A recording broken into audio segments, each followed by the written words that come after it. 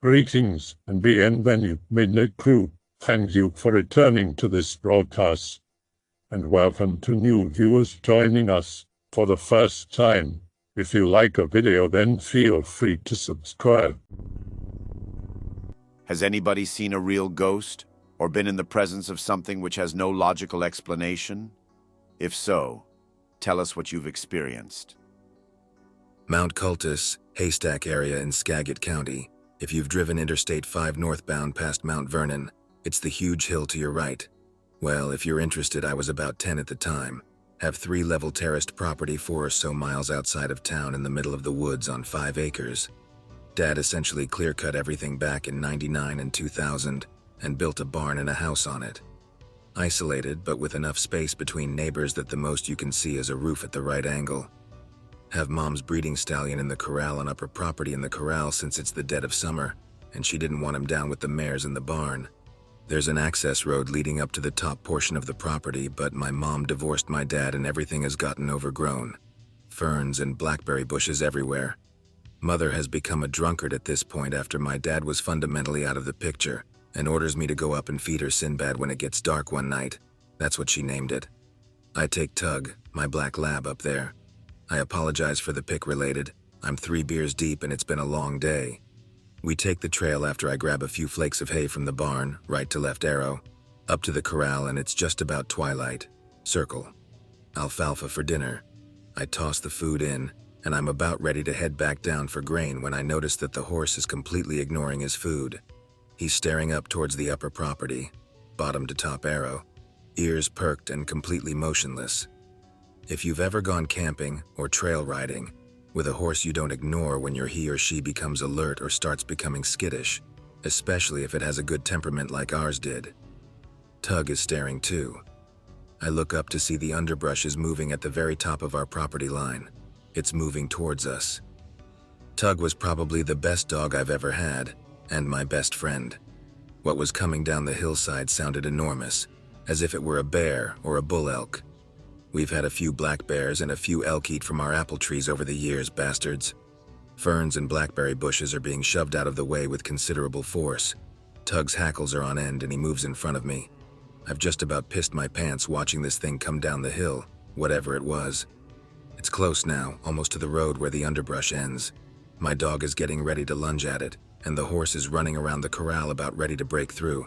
It finally hits the end of the brush. Nothing. Absolutely nothing. I'll never forget how my dog stopped right in the middle of a bark when the commotion stopped and it disappeared. It was almost comical. Jessie, which was our Burmese mix, came lumbering up the trail just as confused. The 2 dogs checked it out for about 5 minutes and stuck close to me when I went back down to the house. That was the very first thing that happened at that property that I can remember. Not gonna lie, Chief. When you said Mom's breeding stallion and said she was divorced, I thought of something else. I would have been standing in a piss puddle. There's more, you say? Yes. Did I mention there's an insane asylum in my hometown? One of the first places they practiced lobotomies, if I recall correctly. This one is a long one. I have to walk down to the bus stop just about every day. It's usually 6:30 that I walk down to not miss the bus and avoid the wrath of Mommy Dearest. Holy hell, is it dark at 6:30 during winter. There is deep forest all around my small community, and it's pretty thick, as is common with most of Western Washington. Much of the pic related is recent development, and we were much less crowded on that hill. I would leave the gate and be fine with my flashlight until I reached Threshold 1. Between here and Threshold, 2 things would be weird. Sure, animals would occasionally cross the road, and you might even see a deer once a month during the day. This was every single morning without fail, and in different intensities. I would hear stuff all around me, and it would follow me to point 2 and beyond. Anything that followed me past point 3 was usually a really bad day. I'll give an example here in a second. Side note, to my horror, when it got lighter earlier would turn out to be shapes moving between trees that I refused to look at after the first time. No, I don't know what they were. Anything between point 1 and point 2 wouldn't touch the road but never got close to me, and made a hell of a racket but stayed away from houses, occupied or not. For some reason, they never followed me back to the house, except for one which I'm getting to. When I came home, they were never there, but I never felt safe unless someone else or the dogs were with me. Some days I'd hear voices, others they would just follow me. I know it sounds like I have some sort of schizophrenia, but I've been to multiple doctors several times about this cause it was driving me up the wall. Attention deficit disorder at most is what they said. One morning after hanging out with my friends at the barns, I was walking down. Nothing, everything is silent. The barns are the farming portion of Western State Mental Institution, which made it self-sustaining, next to a mass grave of at least 2,000 bodies. Not even joking. The forest is dead quiet that morning. I have an LED flashlight that I usually leave off until I hit point 2. Let me be clear that I am not making any of this up. This is not something I joke about. A Douglas fir tree is at the exact midpoint between 1 and 2. It is overhanging the corner that bends around it. All I can see is 2 long black legs behind the branches. Have you ever seen Vanta Black? That's how black they were. Want to know how I knew they were legs? They moved. I cheesed it back to the house and called my mom and said it was a bear. Didn't go to school. It happened 3 more days in a row, and finally she made me walk down by myself and wouldn't let me back into the house one morning. He was still there, at the same spot he had been every day prior. I walked right by this thing with my eyes closed. This thing was huge, like a 10-foot tall shadow figure big. This asshole weeping angels me all the goddamn way down to point 4, which bear in mind has dogs. Every time I look behind me, I can see some sort of him hiding behind some sort of foliage. My safe haven becomes the dogs in the bus stop. I could always feel whatever he was looking at me. Even when I got to the bus stop, I told my mother, who was a devout Christian, or so she said, "You're making excuses to not go to school. You're just like your father." Suddenly, the figure disappears after a couple weeks of this. My mother will never talk about this night with anyone, except me. It's the weekend, nighttime, around 2. I hear knocking at my window, which faces our woodshed, breaker box, and well house. Usually it's because my mom locked herself out after the main breaker tripped outside, killing power to the house. She watched TV to help her sleep. I arise out of my bed and go to the window. I pull up my blinds and am met with pitch black. Usually the security lights on the outside are on. Turns out they were. My window was a few feet off the ground outside, so was the level of my floor since it was a prefab house situated on a foundation. That Vanta Black is there again. This time I can see arms. The light is on behind it, whatever it was, and it's staring down at me. This thing makes my eyes well up with tears to think about to this day. 2 piercing white dots are looking down at me as the arms are raised over its head. The house shook so bad it felt like it was about to blow over, like a bad earthquake or an explosion shockwave. This thing hit my house hard enough I distinctly remember the windows flexing in my room. I ran outside and hid in the hallway before going to my mother's room. She's awake. I try to tell her. She looks me dead in the eyes. I know. Go to sleep. Even today, she partially denies knowing what it was. I can't ever get a straight answer out of her. Was this just a straight shadow, or did it have features and definition? The best way I could describe it was a cutout of a large, tall man with 2 beady white dots for eyes. Not quite paranormal, but certainly weird. About 12 years ago, I have 3 cats. 2 of them were indoor cats, but one of them was an adopted stray and escapes the house at every opportunity she gets. Always comes back before it gets dark and never brings us any dead animals, so we figure it's fine. One night she didn't come home. Another day passes, still no sign of her. Parents go looking for her in the evening of the 3rd day.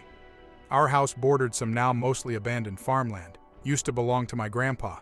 Now it's overgrown, and the only path across it is used by a natural gas company. Parents walk across and up the hill calling for her. She doesn't come, not a single trace of her. While there, they find an odd patch of grass that had been almost completely flattened in a wide, round shape. Also bones. All of them are too large to come from a cat. Mom takes a picture and shows them to me to see if I can identify them since I'm super into animals. They all seem to be deer bones. Grass is flattened out most on the edges. Center is partially raised. Looks like a giant plate was dropped on the grass and left there for a couple hours. The bones are lining the rim, partially buried, but seem at least mildly fresh. Picked almost clean, but not weathered or old-looking. Parents come home, never manage to find our cat. They blame coyotes passing through the area. Nothing really came of it, and I was never able to find where the circle had been on my subsequent hikes up on the property. The current owners of the property have all the tall grass and smaller shrubs cut down and cleared out every year. So it's entirely possible I walked right past the spot a few times, but the bones had already been run over and destroyed.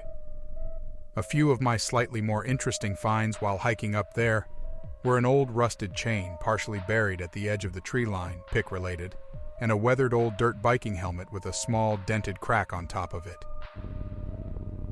Can't say if it's paranormal or I'm simply screwed up in the head, but I assume it's the former because it happened exactly once and never again. Crazy doesn't just disappear like that. But this might get a bit long, so buckle up. First, a little backstory. I don't consider myself a religious man. Understand that I live in a small country in Eastern Europe and was raised in a small town to boot.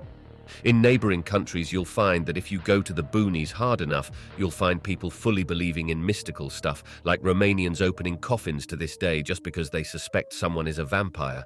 But not us. Our country is small, with little to no untamed land left. There is simply not much space left, so even the most wild forest will have roads running through it.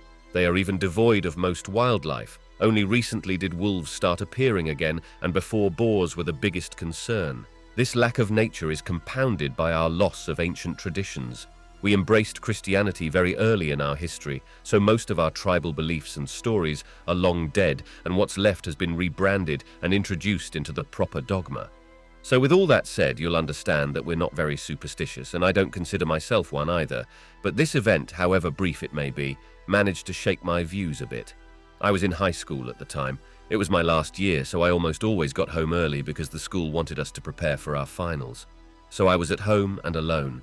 After a bit of rest, I went on to study, I think, biology, and I sat over my textbooks for what seemed like minutes, but I zoned out so hard at least an hour passed. I was trash at biology, so I zoned out hard whilst rereading the same pages over and over again. What finally snapped me out of my trance felt like a storm in the summer. It came fast with no warning and left the same way. I can't exactly explain what it was, as I have no clue. I don't think I can properly explain it, however. Haven't heard anything like it before and haven't heard it since. And I'd like to keep it that way. Our house is next to a pretty busy street with big trucks frequently passing through it. Sometimes when they are packed and the road has a hole in it, they can even shake the house, so I'm used to abrupt, loud noises. But not when they sound like a woman screaming her life out. It started fairly slowly with what sounded like that buzzing sound you hear when nothing is making any noise around you, but then it slowly started getting louder and then sped up until it was a full howl like a banshee. It lasted maybe 2 or 3 seconds at full blast, after which it started gradually fading again. Now call me whatever you will be, it coward or madman. But I decided to ignore it at that time. Since it went away, I assumed it was gone. So I turned back to my textbooks and never averted my eyes from them until my sister came home. Naturally, I didn't get in much studying after that, or any sleep for that matter. But nothing was off once I wasn't alone and looked around. No items have been moved, no furniture pushed around, no foreign substance. Just the confusion that either I just noticed something I wasn't supposed to, or that I'm going mental. After that, I became a bit more jumpy than before, which stayed with me to this day. Things like the snapping of the wooden floor or the plastic casing of the TV can make me antsy, and no matter how much I keep telling myself it's just thermal expansion causing bits to pop out of place, I can't ignore it. Again, I might be crazy. About 3 years ago myself, my brother and 2 friends of ours were driving home from my mom's house late at night, back to my grandmother's, where me and my brother were staying at the time. We were driving my GMAS Lexus SUV that has some of the brightest headlights I've ever seen. About 1 minute away from the house, we turned right up a hill that is kind of steep, but it is pretty huge. I was in the front seat, my brother and friend in the back, and another friend driving. When my friend turned to go up the hill, he turned the brights on. A little less than halfway up, I noticed a figure just starting to walk across the road from the left and felt the car slowing down. It was human-shaped and completely black. It's still hard to find the best words, but the blackness in it. It was shaking violently. So imagine a humanoid figure walking across the road completely black, and you could clearly see it because behind it was the pavement going up the hill. I realized the car had stopped, and I looked over at my friend who was driving. By the look on his face, I knew he was seeing it too. I looked back at it, and it was almost halfway across the road when you could tell by the way it moved its head that it looked at us. There were no eyes, only the shaking blackness that it was made of. My brother and the friend in the back realized that we were looking at something and started to yell, "What's going on? What is it? What are you guys looking at?" My friend driving and myself were the only ones who could see it. When it got to the other side of the road, it looked like it walked behind an invisible wall, and it vanished. I knew that what happened next was crucial. I have to prove somehow what I just saw wasn't just myself seeing it, and I have to see if what my friend was looking at was the same thing. I said to my friend, "The blackness of it," and he said, "It was shaking." If it was just me who saw it, I would think I was crazy, but my friend saw the same thing. For context, this happened in northern Spain, during a summer camp that I went to when I was 12. The whole thing was supposed to last 2 weeks. During the first one, we would be camping near the coast, and then we would stay on an island of the Cius archipelago, Monte Agudo specifically. Last day of the first week. We had a lot of free time, no activities scheduled for the entire day, so me and some friends decided to go to a small lighthouse that could be seen from the place we were camping. We took a lot of detours and stopped several times just messing around or finding cool stuff. I distinctly remember spending an hour following a huge lizard, which made us get more or less lost. Now, I say more or less because we could still see the lighthouse. We just strayed away from the dirt path. We didn't really bother to find the way back and headed straight towards the lighthouse. At some point, walking on a straight line became impossible due to how steep the way up was, so we just made our way around the lighthouse until we were facing a cliff. Pic related is a photo of the cliff itself that I took on my last trip there. Down the cliff there was what we thought was the corpse of a man, completely naked and with cuts big enough to be seen from where we were, almost 150 meters between the guy and us. He was missing his left arm and was laying face down on a rock, and there wasn't a lot of blood because the waves were hitting the rock he was on every few minutes or so. We just stood there for a bit of minutes, looking at it without saying anything, and then I noticed that the cut seemed smaller now. At first I thought I was just imagining things, but then we saw that the missing arm was growing back. That limb, and part of the shoulder too, were missing when we first saw the body, but now it had grown back to the elbow and the man was standing up. The corpse guy was having a bit of trouble keeping his balance because he fell over when another wave hit him, even though the waves were not big enough to really push an adult, so maybe he was tired or something, I don't know. When he got back on his feet again and started trying to climb, we just booked it out of there. I don't know which one of us started running first, but it made the rest snap out it and follow. We didn't even go back to the camp directly. Instead, we stopped halfway there because we were out of breath and tried to make sense of what happened. We didn't really come up with anything apart from your typical movie plot theories like mutants or whatever. We didn't tell anyone else about it. Not because we agreed to it for some reason or anything, but at least in my case I didn't feel comfortable talking to anyone about it. Also, the whole camping on the island thing was canceled after a couple of days there. We were told that it was because of the weather, which was a load of bullshit because the weather didn't change at all. And when we were leaving, another boat was going to the island.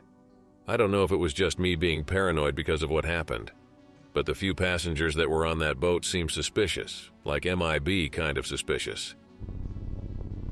Yeah, not sure if it was just kid brain though. I was sitting in my room. Yo-yo week just happened at my school. I'm sitting there playing with the yo-yo I got. Drop it on the ground. Start to reach down to grab it. A gray, shadowy hand reaches out from under my bed and grabs it. Proceeds to drag it under my bed. I silently flip out. I can't say anything since I should have been asleep. Absolutely terrified. I can't go running to my parents either because it would mean stepping in front of my bed. I don't want to get taken also, so I'm just there. Takes me a long time, but I have decided to face my fears. That's my yo-yo. Continue sitting there for a while longer because I'm a little coward. Bite the bullet and eventually look underneath the bed. Nothing there. Nothing. Not even my yo-yo. I didn't have any animals in my room with me, and my sister was too young to have been under my bed. I still want my goddamn yo-yo back. Here's a story that happened a year ago, just before. A little context. I've heard weird noises in my house since I was a kid. During my childhood, I was woken up almost every night by the noises. Told my parents about it, that I was scared, but they always told me that they didn't hear anything. Noises became less frequent when I grew up and almost disappeared when I was a teen. Had an ex that was into the paranormal, and she also heard those noises, even saw a human-shaped shadow in my bedroom. Meet a girl in university, talk quickly about the paranormal. Hey, my dad is a Reiki master and he can sense ghosts. Do you want his number? I thought it was bull, but sure, why not? 2 weeks passed. Don't call him. Have peaceful nights. Now the good part. Sunday night, go to sleep. Start to hear the usual noises. Wood crackling, someone hitting a wall, someone hitting my desk, my screens. Suddenly I hear something dragging their feet next to me. First thought it was my parents that were going to bed, but there was no light in the corridor. Get really scared and don't move an inch. Hear a really loud thud in my garage, then like if someone was dragging a concrete block on the floor. I have some concrete blocks in my garage.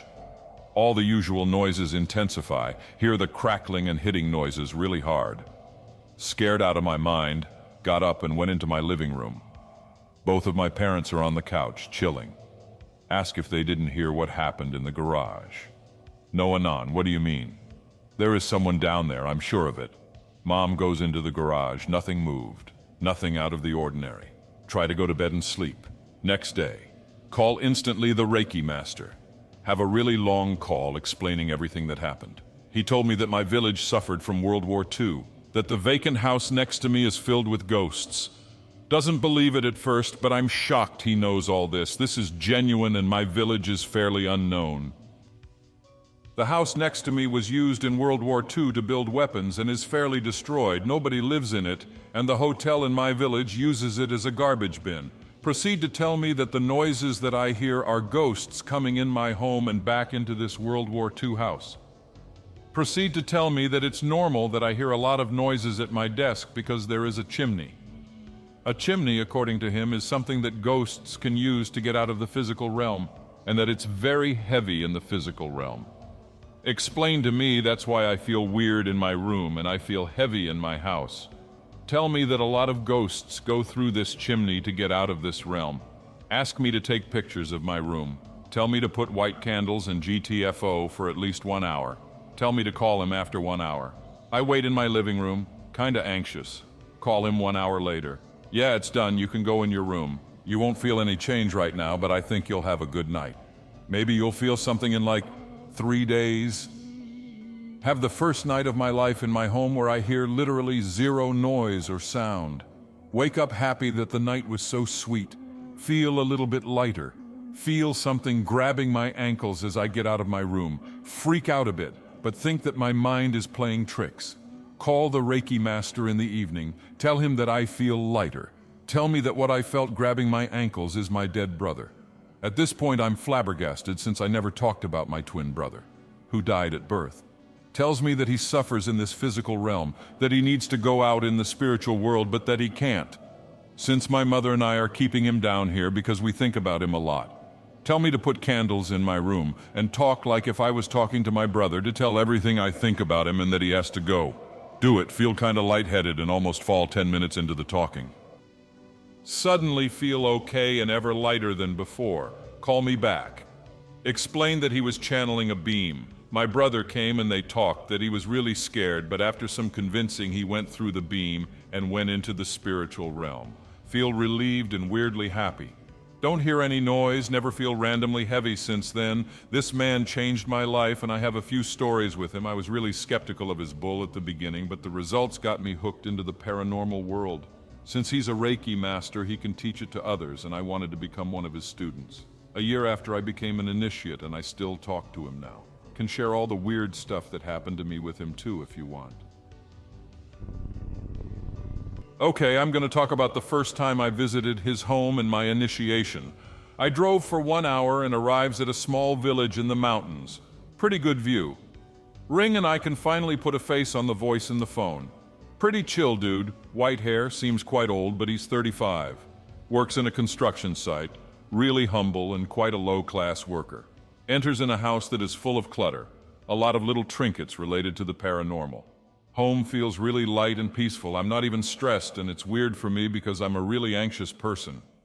Was in my old metal clothes back then, wore a pentagram necklace that I bought with my ex and 2 rings, one was a huge eye, that I bought to make my ex happy. Talk and chill in the living room, suddenly feel kinda hot and shaky. Don't think much about it since it happens often, anxiety. My rings start to burn me and I feel really weird. Remove them and remove my necklace too. Asks F, Reiki master, about what just happened. Shake even more during my question, then suddenly it stops. Looks at me with a serious face but not concerned or scared. I don't know if I can tell you this, it's not really serious or what, but we're gonna have to do something. No worries, F, you can tell me what's happening, I feel safe here. You're possessed, and if you feel shaky and hot, it's the spirit that is reacting to the brightness here. I don't really know if that's the good word since I'm not English, but he told me that some spirits are dark, and since he works in the Reiki and does rituals in his house and himself is white and bright, and that the dark spirits don't feel good in this kind of atmosphere. Proceed to go to his room where he does rituals, makes me sit in a chair and asks me random questions about my life. Tells me to close my eyes, feels him going behind me, feels his hands hovering over my shoulders, tells me to open my eyes and watch his hand. One hand at my right is 2 or 3 centimeters away from me, 1 inch, and the one at my left is 4 or 5 centimeters, 2.5 inches. Tells me that my aura is not in balance and that he'll balance it. Close my eyes, hear him doing weird stuff with his breathing, tell me to open my eyes, get up and walk. Just for a little context, I was born at 6 months and I have some damage from it. I have a spasticity and I have trouble walking on my right heel. It got better after my surgery, but I sometimes walk on my toes and I don't have much muscle in this leg. I always walk with more weight on my left leg. Proceed to walk like I never had a problem in my life. I am absolutely shocked that I walk with the same balance on my legs. Burst in joy, tells me that it's not over, makes me sit on his massage table that is next to his bookcase. Before I sit, he pushes it a few inches away from the bookcase and get behind me. Told me to put my hands like I was T-posing, raise my arms up and down and describe what I feel. Arms feel heavy and it hurts as usual, it's pretty normal. Tell me to close my eyes, feel the same thing as before, hands hovering and weird breathing. Suddenly I hear him take a big step back like he dodged something. Tell me to open my eyes and do the same thing as before.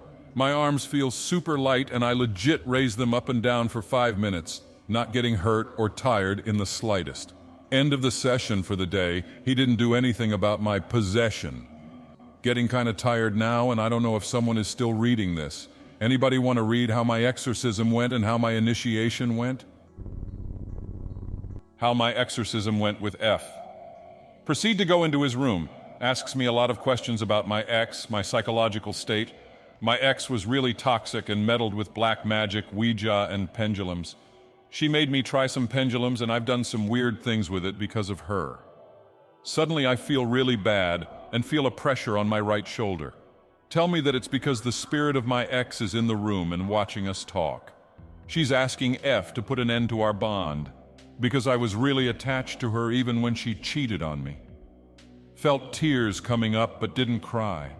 Made me lay down on his massage table and warned me that he's going to read a passage from his book, that it's going to be at least 15 minutes long, that I just got to close my eyes and focus on his sayings no matter what happens. I start reading his exorcism thingy thing and I feel normal. After a while I start getting pretty hot and I feel my legs kind of shaking a bit. Suddenly my hands close and they form a fist. Kind of feel anger coming up, start to feel annoyed and angry, legs shaking more and more. The shaking is starting to go in my hands and my arms too. I'm not having a seizure, but it's like when you are stretching out too strong. After a while I feel tears coming up and I want to cry real hard but keep the feelings in. F is still reading his exorcism book. He is saying the last lines. Suddenly everything stops. Feel really heavy and hot but no more shaking. He comes toward me, tells me to open my eyes and chill. I explain a bit what happened. I try to get up. I don't manage to. I feel nailed to the table. Tells me to not worry. It's because my body is tired. 5 minutes after I'm able to get up, I get off the table. We talk a bit and I'm really thirsty, so we go down. Have a lot of trouble going down the stairs, drink a lot. Feels weird, but kind of better than before. Weeks passed by. I felt less and less attached to my ex, and today I feel nothing towards her anymore. I hope that you enjoyed tonight's broadcast. If you enjoyed tonight's story, then please subscribe to the channel as more green texts will appear daily. A new broadcast will appear when the clock strikes midnight Central Time.